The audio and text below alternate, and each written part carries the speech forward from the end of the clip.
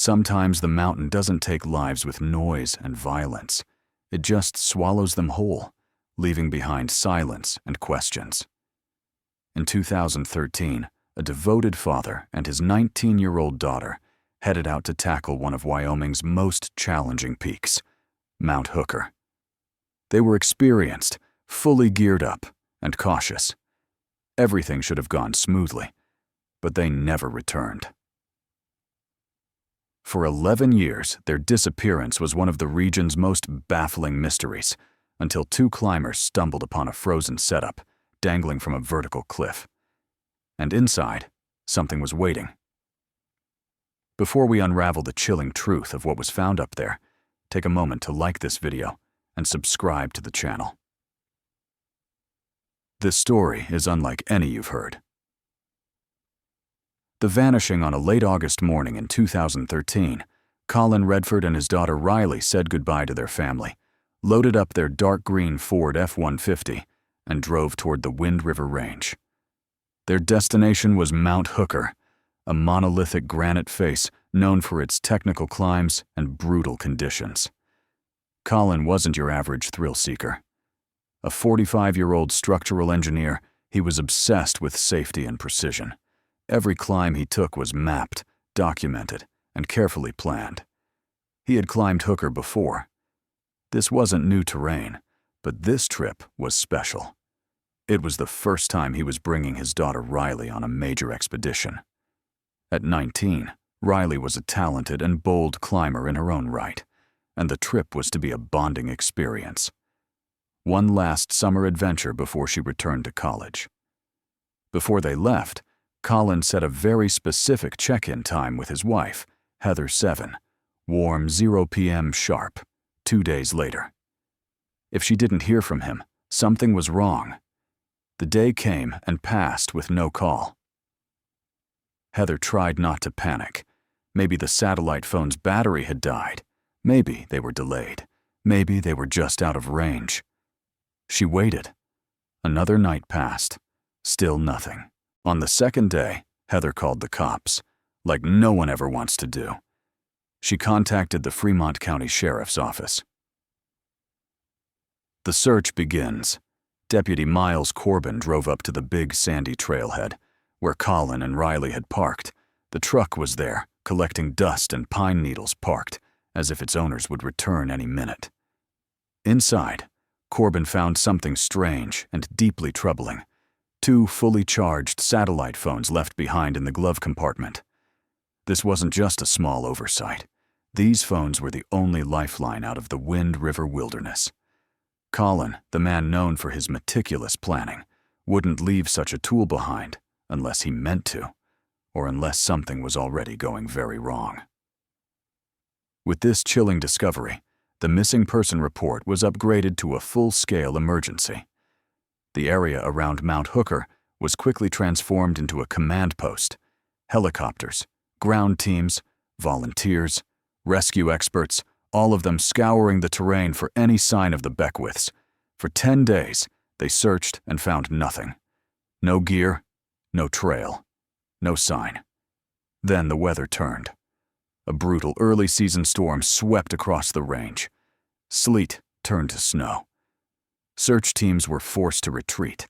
The Beckwiths had went missing. Hope grows cold. Colin's old climbing partner, Declan Hayes, couldn't believe it. He flew in to join a group of elite climbers and started their own search, focusing on routes too obscure for official rescue teams. These weren't listed climbs. They were hidden lines, known only to those who understood Colin's climbing instincts. Still nothing. Eventually, even Alistair's crew gave up, and just like that, the story that had rocked the Beck with family and their Wyoming town disappeared into silence. Years passed. Heather left her daughter's room untouched, the posters and books left untouched for years. Colin's tools still hung neatly in his garage workshop, collecting dust. The 2 satellite phones sat locked away in an evidence box, their batteries long since dead.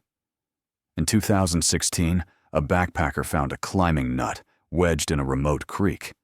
It matched the gear Colin liked, but without serial numbers or specific identifiers, the lead went cold. Then, in 2020, a dark rumor surfaced online. An anonymous poster claimed Colin had financial trouble, and maybe he didn't just go missing by chance at all. The theory suggested he'd harmed Riley and went missing to escape his debts. The rumor went viral. Heather was crushed. Colin's financial records were pulled. Investigators found no signs of fraud, desperation, or escape planning. The theory was baseless, but it had taken root. Even Colin's what they left behind was now under question. Then in 2024, 11 years after the climb, a breakthrough came not from law enforcement or search teams, but from two young climbers on a bold new route. The Portal Ledge, Ava Monroe and Liam Bishop weren't looking for answers. They were looking for new challenges. They were elite sport climbers known for tackling vertical routes that no one else dared to chart. Their goal, a fresh ascent on an unexplored face of Mount Hooker. Days into the climb, Ben spotted something odd, a rusted bolt drilled into the granite. That alone was strange enough. The face they were on had no recorded climbs. Then more bolts. A traverse, a strange shadowed alcove ahead. What they found next would shake them to the core. A hanging setup, a portal ledge weathered and ancient suspended thousands of feet above the ground. Inside an old sleeping bag, coiled rope, a dry bag, and something else. Something no climber ever wants to find. Inside the bag, a human skull. Ava nearly slipped in shock. The couple froze in silence, unsure whether they'd stumbled onto the remains of a stranger or found the missing Beckwiths. They took photos, coordinates, and climbed down nervously as the sun disappeared. Ava called 911 with trembling hands. "We're on Mount Hooker," she said. "We found something. We found a body." Part 2, The Ledge of Silence. The photos were grainy, but the details were unmistakable climbing gear from the early 2010s. Faded red nylon, a worn carabiner with initials scratched faintly into its metal GB. The authorities moved quickly. Within 24 hours, a specialized rescue crew was flown into Mount Hooker. A helicopter hovered, while ropes and pulleys were lowered onto the same cliff face Ava and Ben had ascended. The team rappelled down with surgical precision, navigating a jagged wall that hadn't been touched in over a decade. What they recovered from that ledge would finally begin to explain what had haunted so many for 11 years. Identification. The only bones were left, but partially preserved by altitude, cold, and exposure. In the sleeping bag was the skull Ava had found, along with fragments of bone and fabric. Nearby, in a crushed red dry sack, were 2 waterlogged journals and a cracked, long-dead GoPro camera. Forensic tests were swift. Dental records confirmed the remains belonged to Colin Redford, but there was no sign of Riley. The questions only multiplied. Where was she? Had she fallen? Escaped? Was she still alive? Heather, still grieving, still hanging on to hope, dared to ask, what if she made it off that mountain? The journal. One of the 2 notebooks recovered from the dry sack was somehow still readable. It was Colin's field journal filled with route sketches, notes on the weather, and personal thoughts right up until the final week of the climb. The last few entries were chilling. August 21st, 2013, 2:17 p.m. Rude due to ice, took southern bypass. Unexpected exposure. Riley's shaken but managing. She's strong. August 22nd, 2013, 6:42 p.m. Storm moved in fast, no signal. Took shelter on ledge, 1 bolt loose, secured setup, rations tight. August 23rd, 2013, 9:12 a.m. Riley says she saw something. A shadow or movement last night. She didn't sleep. Neither did I. August 24th, 2013, but 1:31 a.m. If this is the last thing I write, tell Heather we tried. Riley left this morning. Said she'd go for help. I stayed. My knee can't move. The cliff decision. That single line Riley left this morning shocked everyone. If Riley had left the ledge, she may have survived the descent. She may have reached the trail, but if so, where had she gone? A new search was kicked off this time along the descent route surrounding the cliff. The path Colin documented, dubbed the Southern Bypass, had never been part of the original search in 2013. It was treacherous with narrow ledges, vertical scrambles, and blind crevices. Then a discovery: the bracelet. Just 2 days into the renewed search, a ranger found a rusted titanium bracelet tangled in a clump of mountain laurel. It was engraved with 2 names: Colin and Riley Hooker, 2013. It had clearly been lost during a descent. The vegetation around it suggested it had been there for years, exposed only recently by rock slides and melting snow. The search narrowed to a single ridgeline, and at the bottom of a narrow chute buried under a slab of fallen granite was the unthinkable. Another body. Part 3. Riley's final climb. The remains beneath the granite slab were located in a narrow chute, overgrown with alpine brush and barely visible from above. A ranger spotted a fragment of red nylon caught on a jagged rock, the same color as the jacket Riley was last seen wearing. It took 6 hours to excavate the area safely. When they finally lifted the slab, they found what they feared: skeletal remains partially protected beneath the stone. Next to them, a small pack, its fabric frayed, but intact. Inside the pack, a compass, 2 energy bars still sealed in faded wrappers, and a zippered pouch containing a notebook. It was Riley's journal, Riley's words. The first entries in her handwriting mirrored Colin's notes on Route's weather trail sketches, but the tone changed suddenly after August 24th. August 24th, 2013. Morning. Dad's not doing well. His knee is worse. I'm scared to leave him, but he says I have to. I hate this mountain. I hate what it's done to us. August 25th, 2013. Evening. No trail.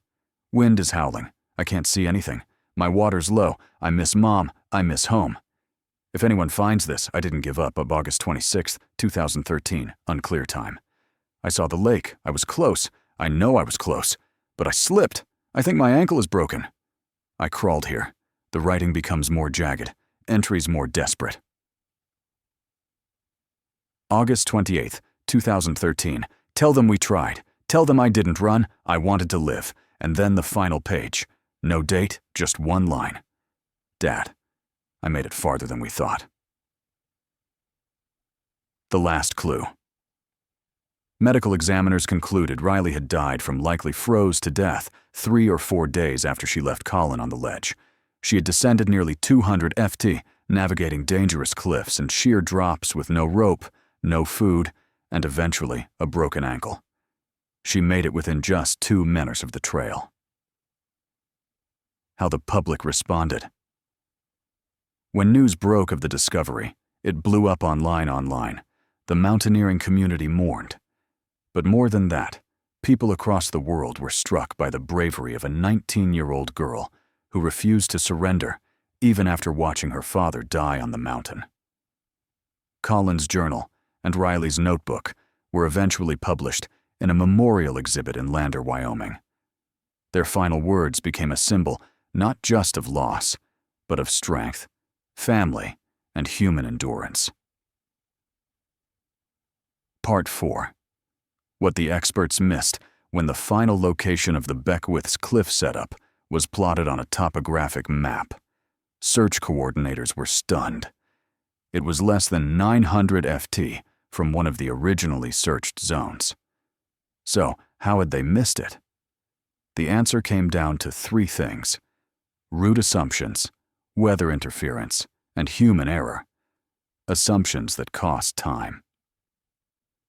In 2013, search crews had focused on traditional ascent routes to Mount Hooker, especially the eastern col, and the tower faced the most common and historically used approaches.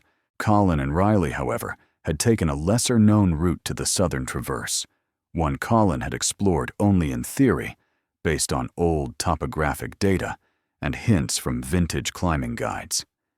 It wasn't documented on modern maps, it wasn't popular, and it certainly wasn't in the search team's primary grid.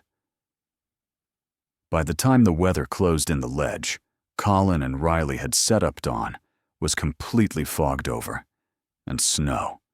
From the air, it blended into the cliff. From below, it was completely invisible.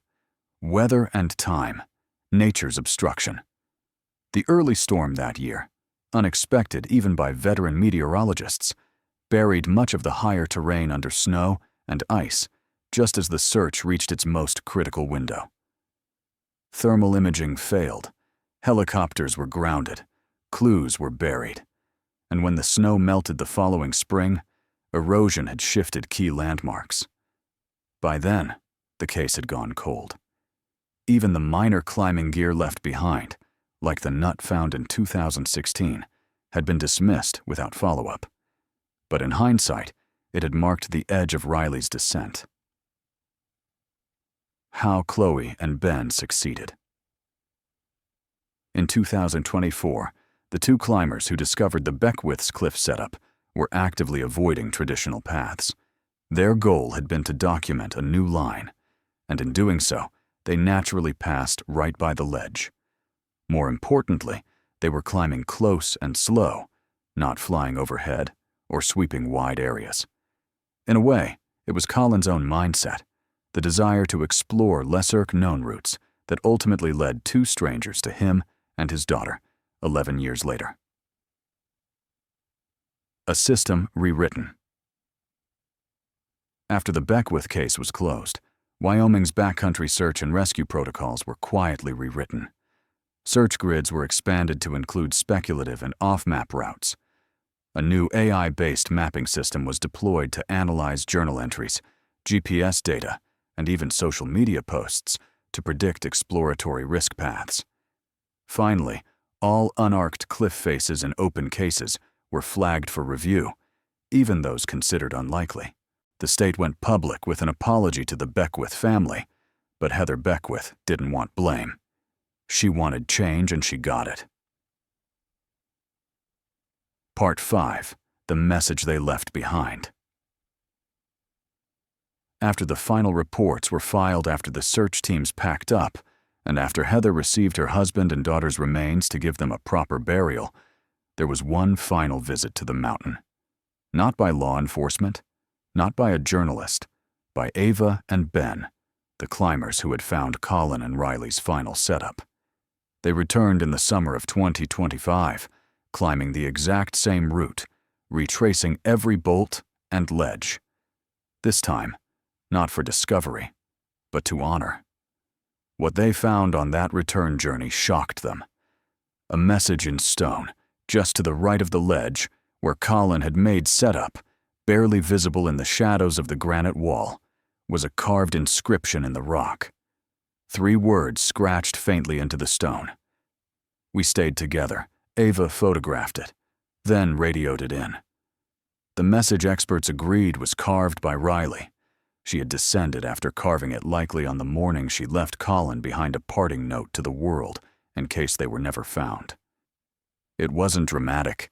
It wasn't poetic. It was plain and simple truth. They had stayed together until the very last moment.